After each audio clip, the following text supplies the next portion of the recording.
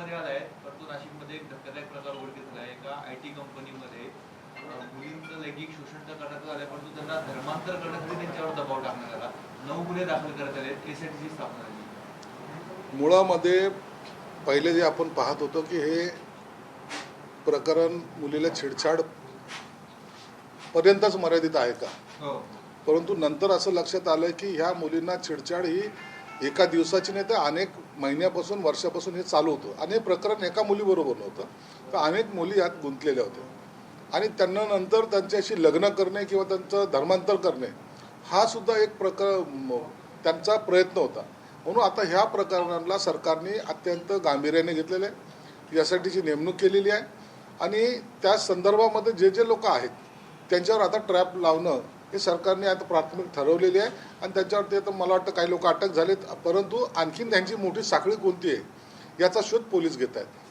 पण IT सारख्या कंपन्यांमध्ये जिथे जास्तीत जास्त सेफ वातावरण किंवा मुली तरुणी तिथे जास्त जातात अशा ठिकाणी हे प्रकार घडत आहेत. मुळात कंपनी व्यवस्थापनानं आधीच लक्ष या प्रकरणी द्यायला पाहिजे.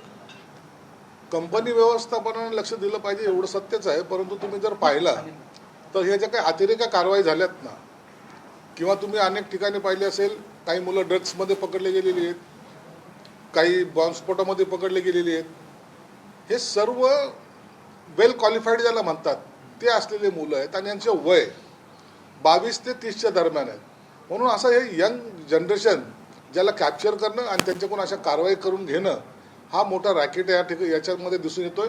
म्हणून पोलीसच्या मार्फत सरकार पूर्ण नियंत्रण ठेवणं आणि यांच्यावर निश्चितच मोठी कारवाई होण्याची शक्यता नाकारता येत नाही. मोक्का अंतर्गत कारवाई करावी असं वाटतं का? निश्चित मोका लावलाच पाहिजे, मोकोका त्यांच्यावर लावलाच गेला पाहिजे, मोकोका लावला पाहिजे. आणि मुलींचे जे छेडछाड झाले त्याच्यासाठी सुद्धा पोस्को लावता आला तर तोही लावला पाहिजे अशी आमचं सुद्धा इच्छा राहणार. आम्ही सुद्धा मुख्यमंत्री साहेबाच्या कार्य ही गोष्ट टाकू. सरकारने काय आता खबरदारी घ्यायला पाहिजे किंवा जी विशाखा समिती असते प्रत्येक कंपनीमध्ये ती असायला पाहिजे? एकतर ती अनेक ठिकाणी नाहीच आहे, जिथे आहे तिथे त्याचं फारसं काम पण होत नाही.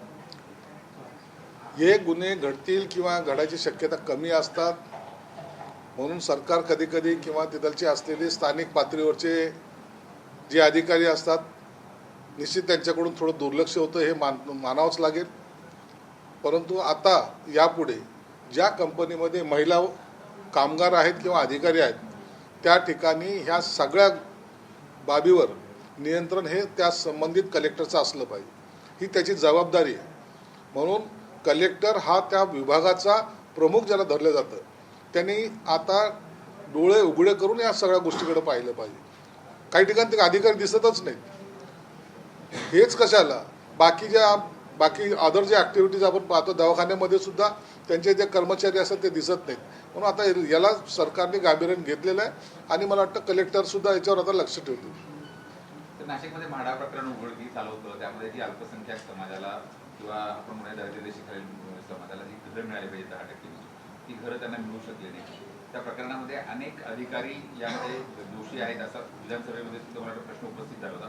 तर अजूनपर्यंत कारवाई होताना या ठिकाणी नाही, या संदर्भामध्ये पूर्णपणे आता माझ्याकडे आजच्या घडीला तर माहिती नसल्यामुळे बोलता येणार नाही. खराब प्रकरणात सुद्धा अनेक अधिकारी सहभागी आहेत. अधिकारी जात असल्यामुळे प्रचार प्रसार झाला असं म्हटलं जातं आणि अधिकाऱ्यांनीच प्रचार प्रसार जास्त केला आणि त्यांना पण ते घेऊन आले असं म्हटलं जातं. मी पहिल्या दिवसापासून आपल्याला सांगतोय की खराब प्रकरणाला अत्यंत गांभीर्यपूर्वक घेतलं पाहिजे. ही जी एकमेकाच्या विरोधात चिखलफेक चालली ही चिखलफेक थांबवा. खराब प्रकरणाला कमी पडेल किंवा तो खराब प्रकरणाला कमजोर करेल असं कोणतंही वक्तव्य करू नका. हा अत्यंत मोठ्या प्रमाणात त्यांनी केलेले गुन्हे आहेत. त्याच्यामध्ये काही मोठ्या व्यक्तींची नावं येत आहेत, अधिकाऱ्यांची नावं येत आहेत, व्यापाऱ्यांची नावं येत आहेत. आणि मग जर यांना सर्वांना जर त्या ह्याच्यामध्ये चक्रव्यूहात आणायचं असेल, त्याचा तपास जर पूर्णपणे होऊ द्यायचा असेल तर आपण सरकारला सहकार्य किंवा पोलिसाला सहकार्य केलं पाहिजे. खरात कोणत्याही प्रकरणामध्ये बाहेर येणार नाही याची काळजी सरकार घेते, पोलीस यंत्रणा घेते. म्हणून मला आता कोणता अधिकारी आहे, कोणता मंत्री आहे, कोणी खासदार आहे, आमदार आहे किंवा व्यापारी आहे, यांना कुणालाही जेव्हा ती यादी पुढे येईल त्या टायमाला सरकार त्यांच्यावर कारवाई करेल. कोणालाही सोडलं जाणार नाही, ही सरकारची भूमिका आहे. तर मागच्या काही दिवसांपासून बारामतीची निवडणूक सुरू असल्यावर काँग्रेसने आता माघार घेतलेली आहे. थोडंसं म्हणजे माघार घ्यायला काँग्रेसने उशीर केला असं वाटतं. उशीर नाही, काँग्रेसने अशा निवडणुकीमध्ये मुळामध्ये एक वेगळी लाट आहे ती. अजितदादाचा झालेला मृत्यू हे बारामतीकरांच्या मनावर झालेली ती जखम आहे. आणि अशा वेळेला राजकारण बाजूलाच ठेवून, जसं आपण आर पाटला संदर्भात केलं होतं त्याच पद्धतीने हे राजकारण बाजूला ठेवून आपण बिनशर्त सुमित्रा वहिनीला निवडून आणायला पाहिजे होतं, ही सगळ्यांची भूमिका होती. मला वाटतं काँग्रेसने सुद्धा आता जर पाठिंबा काढलाय तर त्याचं सुद्धा आम्ही स्वागत करू.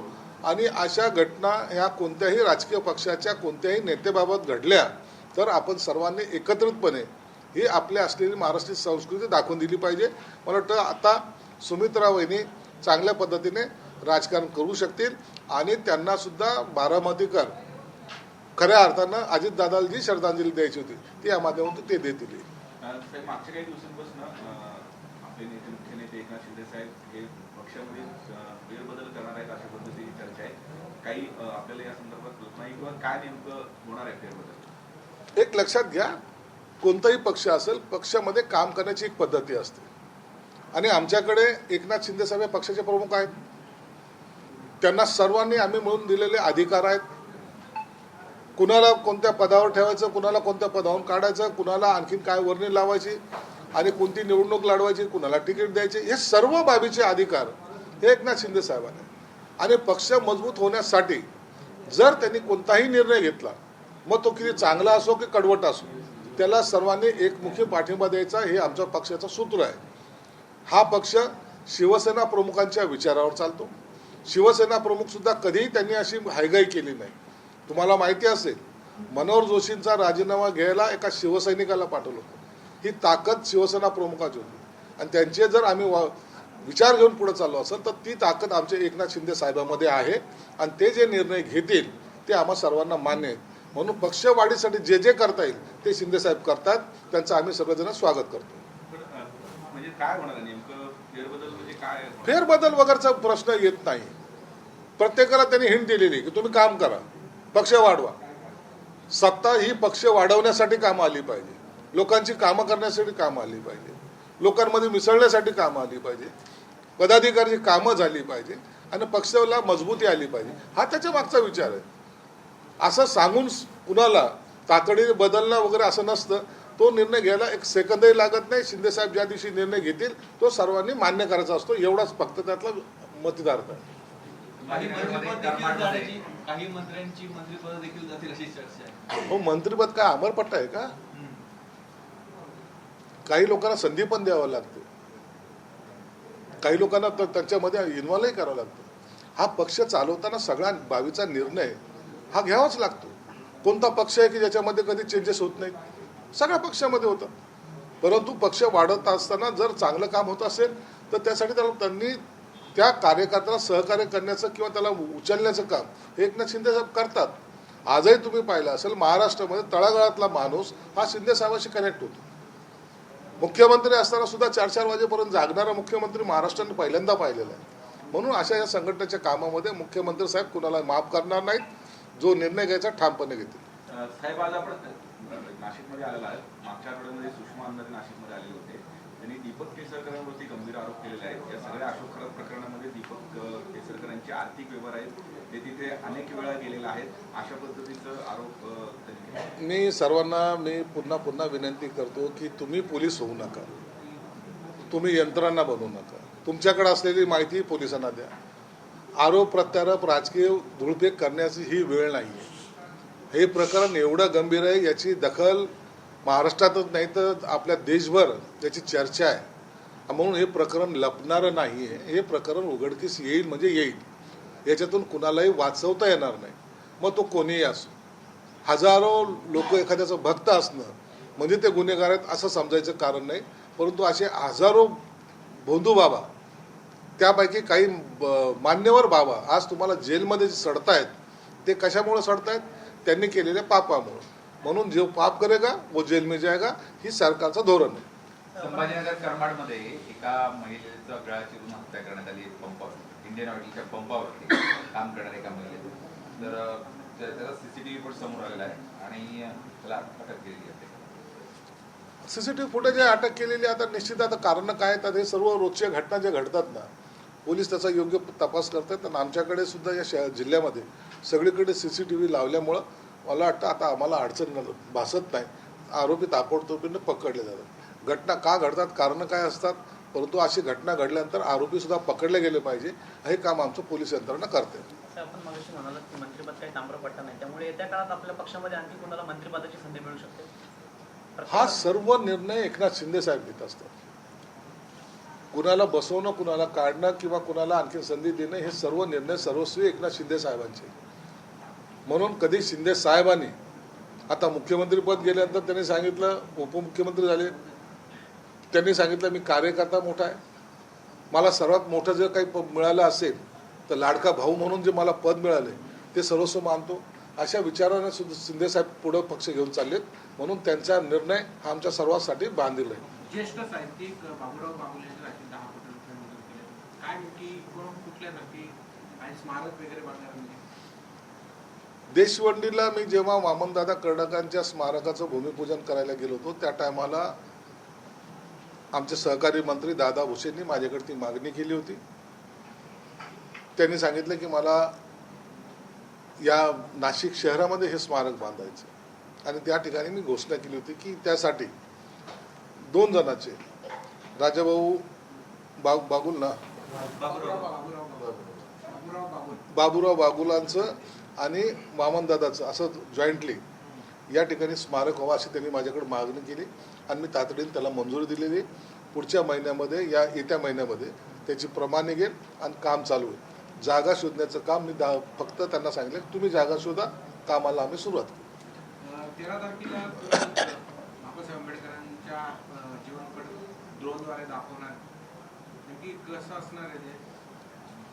13 तारखेला संध्याकाळी 7 वाजता शिवाजी पार्कला मी जवळपास 2000 ड्रोन, त्याचा मोठा सेटअप असतो, सांस्कृतिक कार्यक्रम पण आहे तिथे आणि त्या ड्रोनच्या माध्यमातून 2000 ड्रोन हे आकाशात जातील आणि त्या आकाशामध्ये बाबासाहेबांची प्रतिमा आणि त्यांच्या जीवन कार्यावरचा काही भाग जेवढा आपल्याला याच्यात दाखवता येतो ड्रोनच्या माध्यमातून तेवढा आकाशामध्ये आपल्याला दिसेल. जवळपास एक चित्रफित 20 मिनिटाची असेल.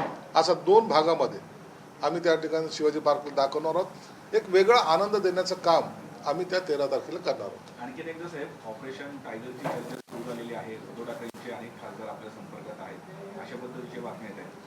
अरे ऑपरेशन करायची आमची जुनी सवय आहे. आम्ही ऑपरेशन करतो का, असं काय सांगून करतो का? मागचं ऑपरेशन सांगून केलं का? पत्ता लागत नाही. असे ऑपरेशन उघडपणे करायचे नसतात. ज्या दिवशी सगळा शिकार टार्गेटमध्ये येईल त्या दिवशी सगळं ऑपरेशन एका दिवसात संपलेलं असेल. म्हणून ही आता ऑपरेशनची वेळ काही काळातच तुम्हाला पाहायला मिळेल. थोडा दम धरा. एकनाथ शिंदे साहेब योग्य वेळेला टार्गेट पाहून ते फायर करत असतात. किती लोकांचं ऑपरेशन करणार आहे? आता हे सगळं आता सांगितलं तर मग त्याचं रहस्य काय राहील. म्हणून एकदा होऊ द्या, आम्ही तुम्हाला निश्चित सांगू. थँक्यू. जसं साहेब आपल्याकडे आता साहेबांनी आदेश दिले काम करा वगैरे, आदित्य ठाकरे देखील काही शाखांना आता भेटी देणार आहेत निवडणुकीनंतर. ते पण काही भाकरी पलटवण्याच्या तयारीमध्ये आहेत. ते काम करणार नाही त्यांनी दूर व्हावं वगैरे, तेही दौऱ्या. आदित्य ठाकरे कोणती भाकरी पलटवणार माहित नाही, परंतु संजय राऊतला पलटवतील एवढं मात्र निश्चित आहे.